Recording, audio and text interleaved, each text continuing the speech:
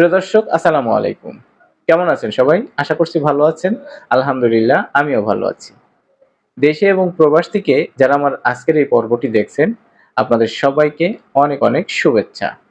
আমি ডাক্তার মোহাম্মদ ইব্রাহিম খলিল আজকে আপনাদের সাথে যে রোগটি নিয়ে আলোচনা করব, বর্তমান বিশ্বের প্রায় অধিকাংশ পুরুষই সেই রোগটাতে আক্রান্ত।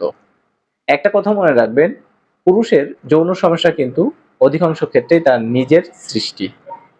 অধিকাংশ পুরুষই তাদের বিভিন্ন ধরনের ভুলের কারণে তাদের বিভিন্ন রকম যৌন সমস্যা দেখা দিয়ে থাকে। এই বিষয়টার প্রতি প্রায় সব পুরুষেরই আগ্রহ রয়েছে, কেননা এটার ভিতরে রয়েছে আনন্দ, মানসিক এবং শারীরিক প্রশান্তি। আবার এটার ঠিক বিপরীত, যৌন দুর্বলতার ক্ষেত্রে একজন পুরুষের ভিতরে কিন্তু অনেক বেশি হতাশা এবং দুশ্চিন্তা লক্ষ্য করা যায়। সেজন্যই কিন্তু প্রত্যেকদিন অসংখ্য রোগী আমাদেরকে ফোন করে, মেসেজ করে তাদের বিভিন্ন সমস্যার কথা জানাচ্ছেন। তারা বলছেন, আমাদের এই সমস্যার সমাধানের জন্য বিভিন্ন ধরনের চিকিৎসা নিচ্ছি, ঔষধ খাচ্ছি, কিন্তু কোনো কাজ হচ্ছে না। এ জাতীয় ঔষধগুলো না খেয়ে স্থায়ীভাবে সমাধানের কি কোনো উপায় আছে?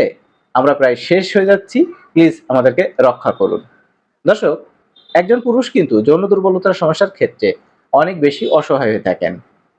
ওই পুরুষ তার পরিবারের সকল সদস্যদের সব দায়িত্ব পালন করার পরেও শুধুমাত্র তার স্ত্রীর যৌন চাহিদা বা শারীরিক চাহিদা পূরণ করতে না পারার কারণে সে অনেক বেশি দুশ্চিন্তা এবং হতাশার মধ্যে থাকে। তার স্ত্রী এই বিষয়টি তাকে বিভিন্নভাবে চাপ দিয়ে থাকে। ফলে ওই পুরুষ তার পরিবারের সকল চাহিদা পূরণ করা সত্ত্বেও শুধুমাত্র স্ত্রীর শারীরিক চাহিদা পূরণ করতে না পারার কারণে তার পরিবারের অন্য সদস্যদের সকল দায়িত্ব কর্তব্য আস্তে আস্তে কিন্তু ঢাকা পড়ে যায়।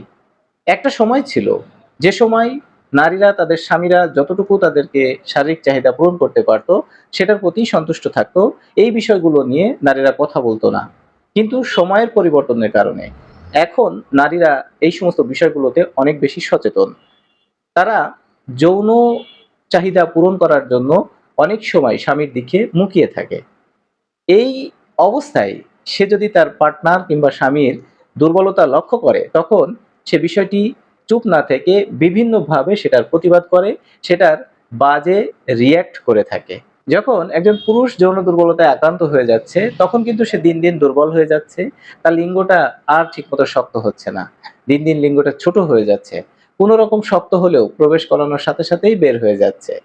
এই যে বিষয়গুলো, এই বিষয়টি সমাধানের জন্য ওই পুরুষ কিন্তু বিভিন্ন রকম ট্যাবলেট, ক্যাপসুল, সিরাপ, হালুয়া এ জাতীয় ঔষধগুলো সেবন করছেন। কিন্তু এই ওষুধগুলো সেবনের পরে কেউ, কেউ বলছেন যে এটা আমাদের শরীরে সহ্য করতে পারছে না। এই ওষুধগুলো খাওয়ার পরে অনেক বেশি মাথা ব্যথা করে। এই ওষুধগুলো খাওয়ার পরে গলা বুক জ্বালা-পোড়া করে। এই ওষুধগুলো সেবন করলে গ্যাসের সমস্যা হয়, প্রেশার বেড়ে যায়, হাত-পা ব্যথা করে। এ জাতীয় নানা ধরনের সাইড ইফেক্ট কিন্তু তাদের ভিতরে পরিলক্ষিত হয়। আবার অনেকেই বলছেন, এই সমস্ত ঔষধগুলো খাওয়ার পর থেকেই আমার সমস্যাটি আরো প্রকট আকারে দেখা দিয়েছে। আগে তো কোনো রকম যতটুকু হতো, এই ওষুধগুলো খাওয়ার পরে আর আমার শক্ত হচ্ছে না। তো এই সমস্ত ওয়ান টাইম উত্তেজক ঔষধগুলো বাদে স্থায়ীভাবে এই সমস্যাটার সমাধানের কি কোনো উপায় আছে? দর্শক, আজকে এই বিষয়গুলো নিয়ে আপনাদের সাথে বিস্তারিতভাবে আলোচনা করছি। আশা করছি আপনি ভিডিওটি মনোযোগ সহকারে শেষ পর্যন্ত দেখবেন। এই সমস্যাগুলো দূর করতে যে মেডিসিনগুলো নিয়ে আলোচনা করব সেটি ৩ টি ভাগে থাকবে। প্রথম ভাগে ২ টি, দ্বিতীয় ভাগে ২ টি এবং তৃতীয় ভাগে ২ টি। মোট ৬ টি ঔষধ আজকের ভিডিওতে আলোচনা করব। প্রথম ভাগের যে ঔষধ ২ টি রয়েছে তার ভিতরে একটি হচ্ছে লাইকোপোডিয়াম ২০০। যৌন দুর্বলতার সমস্যা দূর করতে, বিভিন্ন অপব্যবহারের সাইড ইফেক্ট দূর করতে, লিঙ্গ যাদের ঠিকমতো শক্ত না হয়, যাদের লিঙ্গ শীতল এবং শিথিল হয়ে গেছে, সহবাসের সময় যাদের লিঙ্গ হঠাৎ নরম হয়ে যায়, সেই সমস্ত ক্ষেত্রে আপনি লাইকোপোডিয়াম ২০০ ঔষধটি সেবন করতে পারেন। লাইকোপোডিয়াম ২০০ ঔষধটি প্রত্যেকদিন সকালে আধা গ্লাস পানির সাথে ৫ ফোঁটা ঔষধ মিশিয়ে খাওয়ার ১ ঘন্টা আগে সেবন করবেন। আর প্রথম ভাগের দ্বিতীয় যে ঔষধটি রয়েছে সেটি হচ্ছে সেলিনিয়াম ২০০।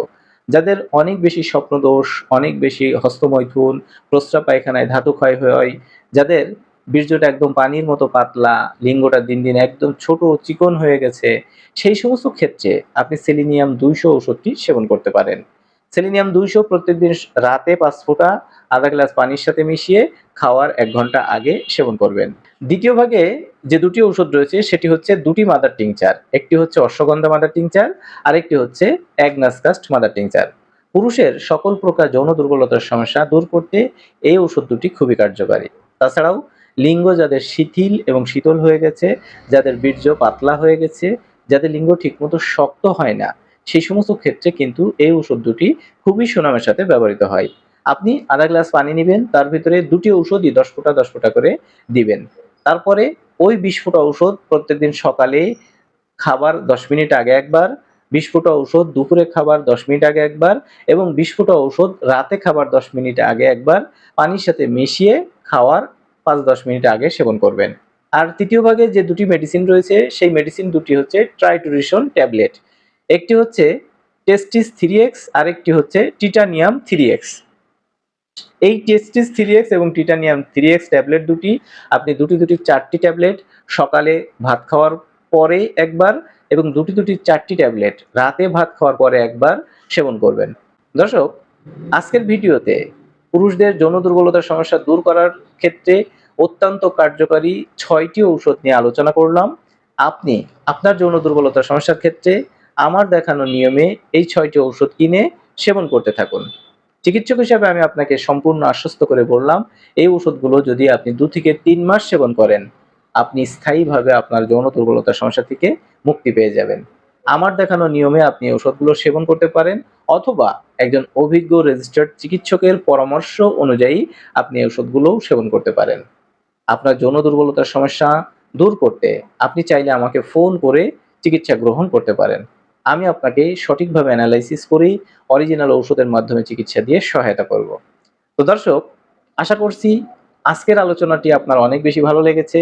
যদি ভিডিওটি ভালো লেগে থাকে তাহলে লাইক দিয়ে বন্ধুদের সাথে শেয়ার করবেন। যৌন সংক্রান্ত বিষয়ে কিংবা আপনার স্বাস্থ্যগত যে কোনো বিষয়ে কোনো প্রশ্ন কিংবা মতামত থাকলে অবশ্যই কমেন্টসের মাধ্যমে জানাবেন। আপনি আমার চ্যানেলটি এখনো সাবস্ক্রাইব করে না থাকলে নিত্য নতুন ভিডিও পেতে অবশ্যই চ্যানেলটি সাবস্ক্রাইব করে রাখবেন। নতুন কোনো ভিডিওতে নতুন কোনো বিষয় নিয়ে আবার আপনার সঙ্গে দেখা হচ্ছে। সে পর্যন্ত আপনি সুস্থ থাকবেন, ভালো থাকবেন, নিরাপদে থাকবেন। আল্লাহ হাফেজ।